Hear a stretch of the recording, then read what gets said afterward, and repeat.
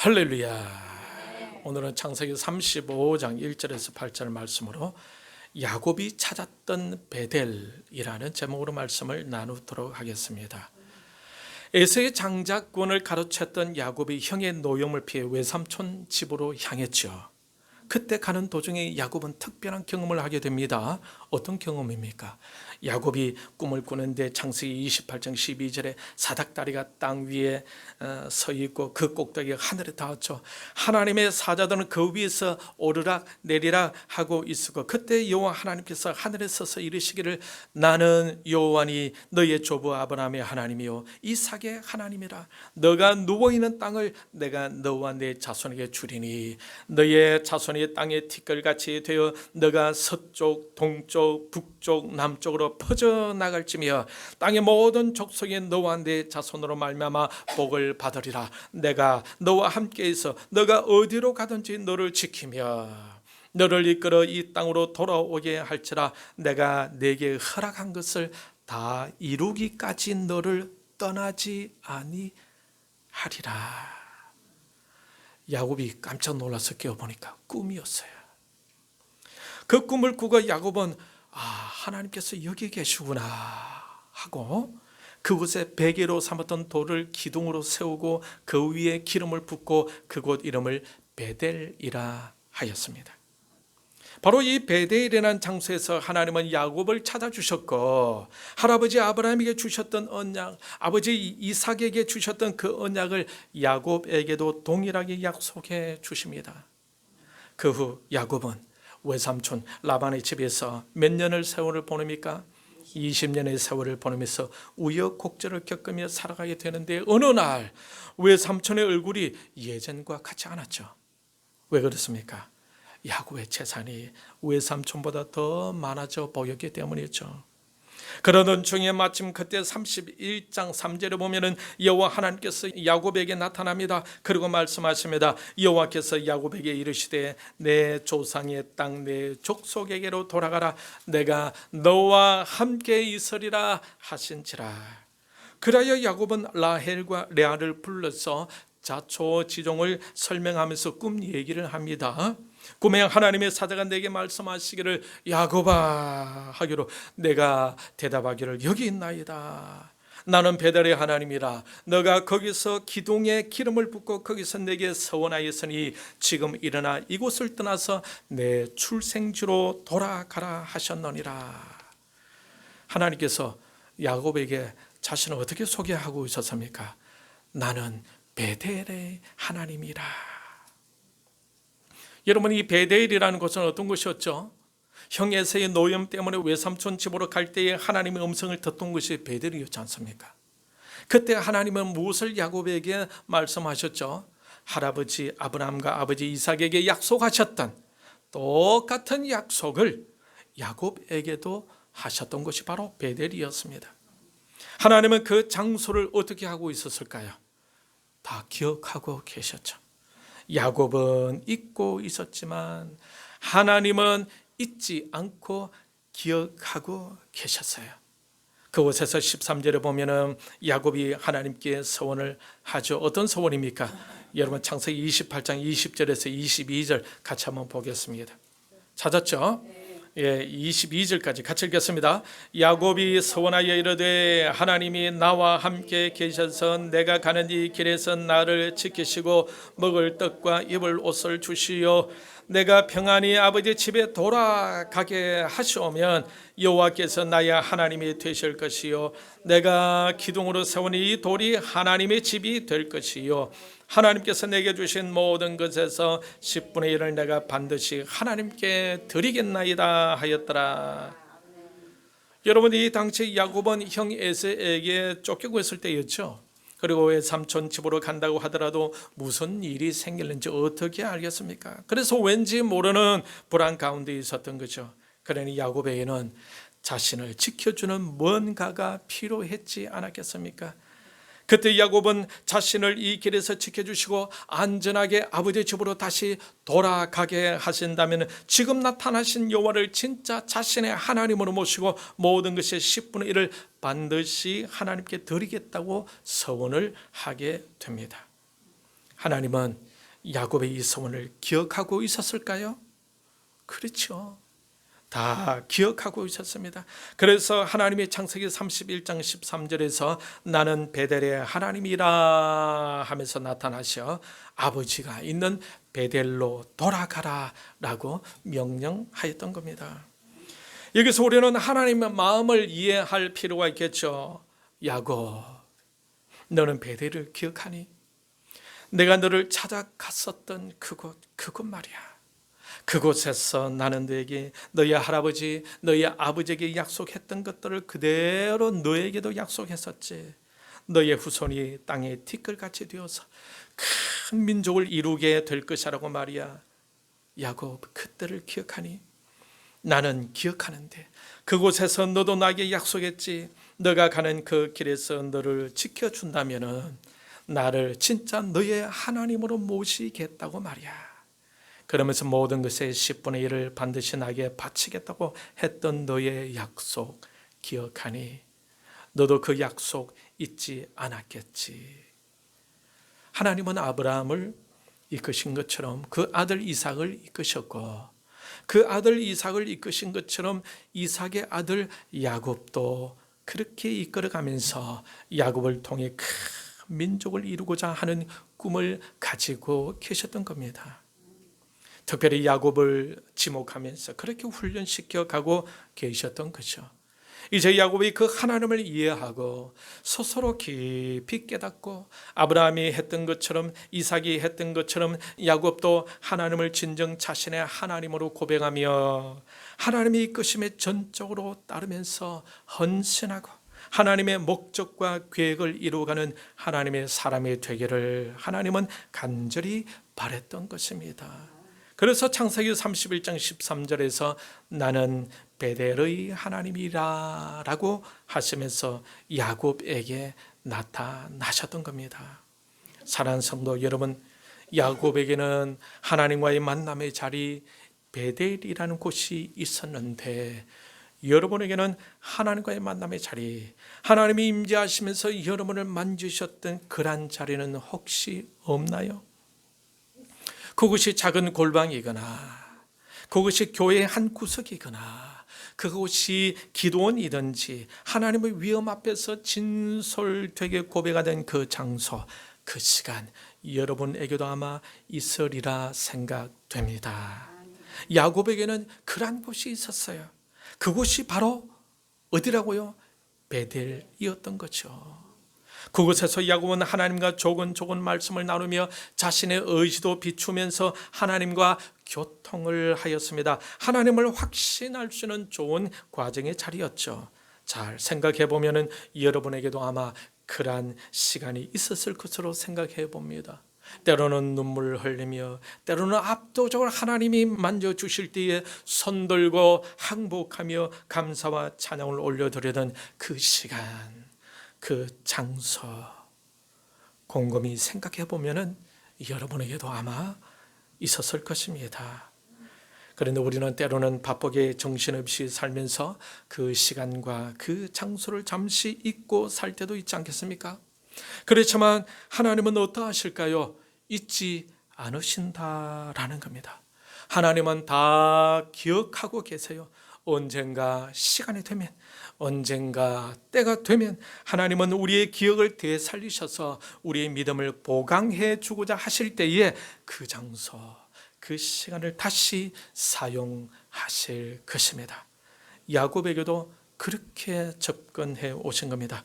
오늘 본문 창세기 35장 1절 이후에 보면은 역시 하나님께서 나타나셔서 야곱에게 말씀하시죠. 어떻게 말씀하십니까? 1절에 보면은 우리 1절 같이 읽을까요? 하나님이 야곱에게 이르시되 일어나 베델로 올라가서 거기 거주하며 너가 내 형 에서의 낯을 피하여 도망하는 때에 내게 나타났던 하나님께 거기서 제단을 쌓아라 하신지라. 하나님께서 야곱에게 뭐라고 명령하십니까? 일어나 베델로 올라가라. 그리고 그곳에서 제단을 쌓아라. 여러분, 베델은 어떤 곳입니까? 조금 전에도 설명했듯이 앞으로 어떤 일이 닥쳐질는지 몰라 불안감에 쌓여있던 야곱을 찾아오신 것, 하나님과 깊은 대화를 나누며 자신의 의지도 표현하고 하나님의 말씀도 듣던 곳이었죠. 하나님과 소통하던 곳이 아닙니까? 그곳에서 일대일로 하나님을 만났고 때가 되자 하나님께서 그곳으로 다시 올라가서 그곳에서 제단을 쌓으라고 하신 것입니다. 하나님은 그곳을 기억하고 계셨고 야곱이 그곳에 다시 와서 그 언약을 되새기며 자신을 지켜주시고 자신을 도와주시고 자신을 이끌어 주셨던 그 하나님을 고백하며 그곳에서 예배하기를 간절히 소원하고 계셨던 겁니다.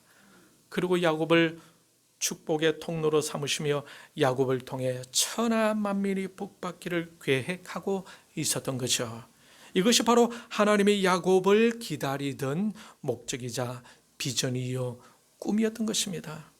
하나님은 야곱만 복받는 것으로 그치지 않죠. 야곱을 통해서 자자손손이 복을 받고 그 후손들을 통해 천하 만민이 복받게 되기를 원하셨던 겁니다.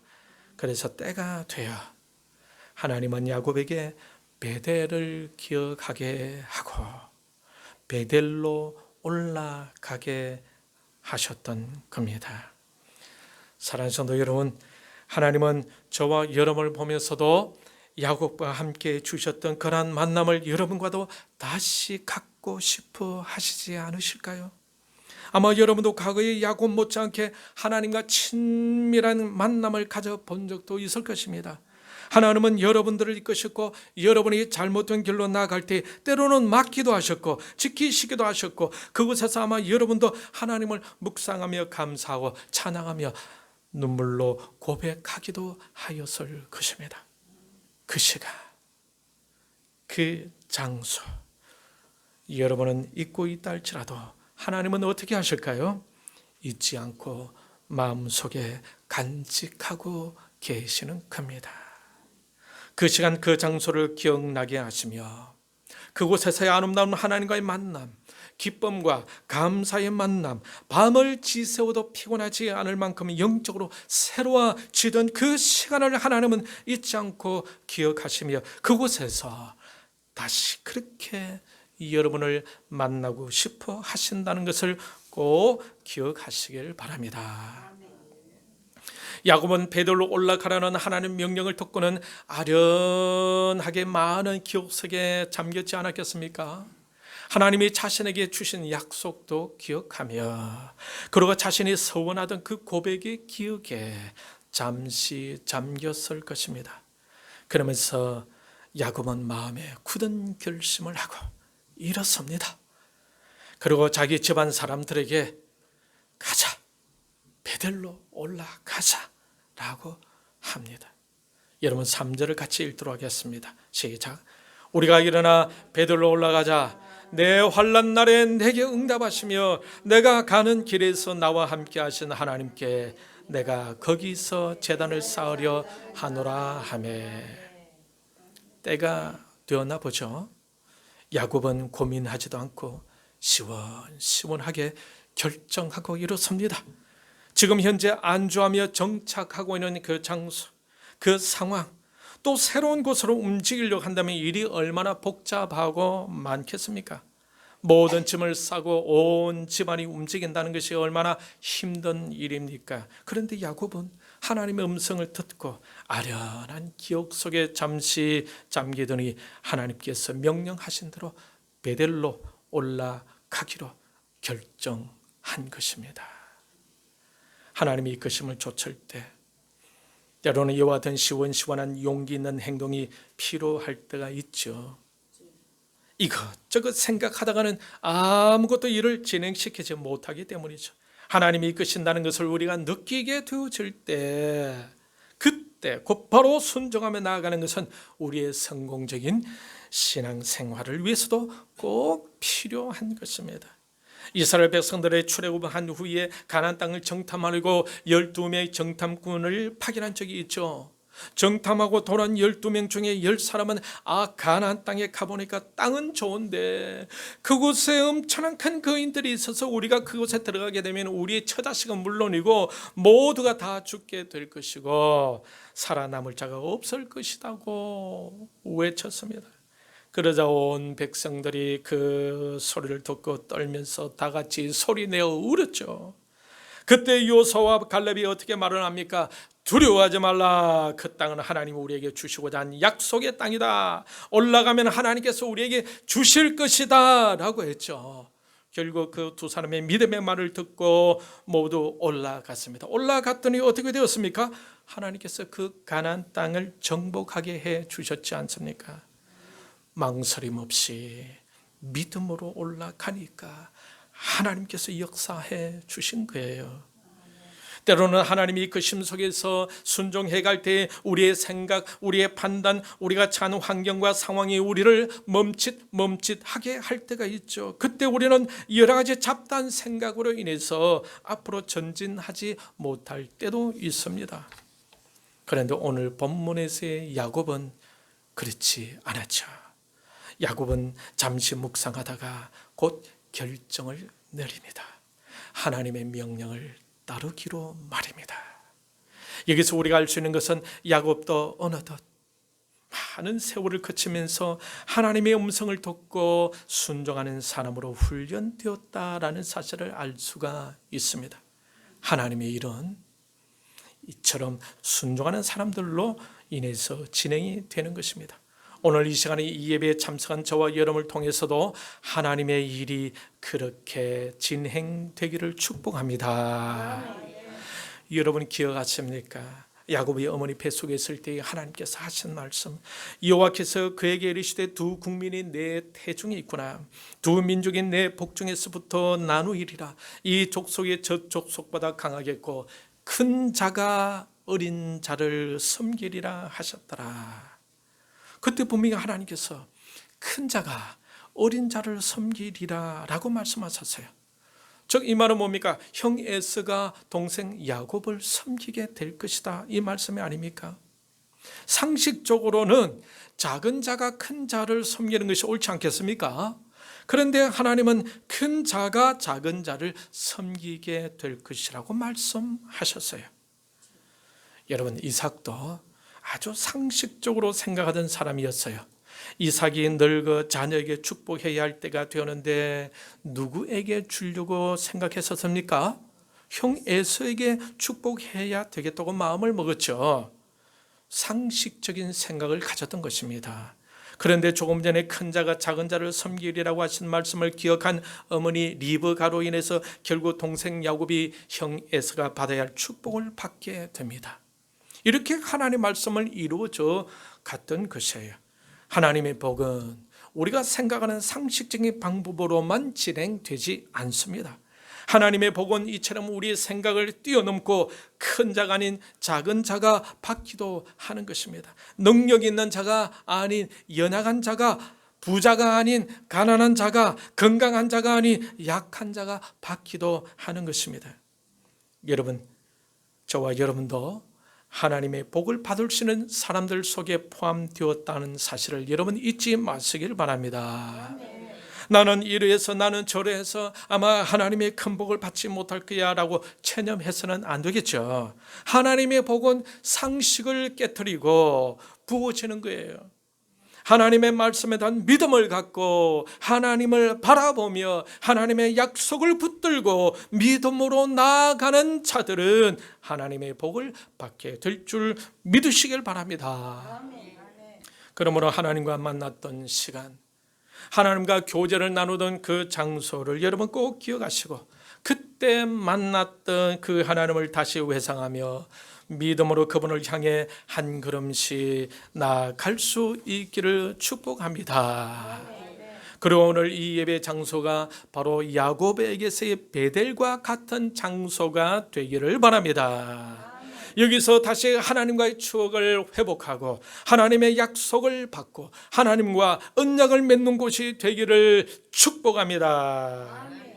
우리는 늘 이곳에서 하나님을 바라보며 하나님을 기대하며 하나님께 고백하며 여기까지 왔지 않습니까? 하나님은 한 달 전에도 이 예배 장소로 불러주셨죠. 지난주에도 불러주셨고 오늘도 불러주셨어요. 이곳에서 진실되게 진정한 마음으로 하나님을 만나며 하나님께 감사와 찬송과 영광 올려드리는 저와 여러분이 되기를 바랍니다. 할렐루야. 우리를 기억하시고 우리를 이끄시는 하나님께 감사합시다. 그 하나님을 깊이 깨닫고 그 하나님을 의지하면서 남은 여생 하나님의 이끄심 속에서 더욱 감사와 찬양이 넘치는 저와 여러분이 되시길 바랍니다. 남은 오늘 이 예배의 시간도 기억하시는 하나님, 이끄시는 하나님, 지켜주시는 하나님, 도와주시는 그 하나님을 생각하며 온 마음으로 전심으로 예배하면서 하나님의 기쁨이 되시고 하나님으로부터 오는 은혜와 복을 누리는 저와 여러분들이 다 되시기를 주님의 이름으로 축원합니다. 이 시간의 말씀을 생각하면서 같이 기도하겠습니다.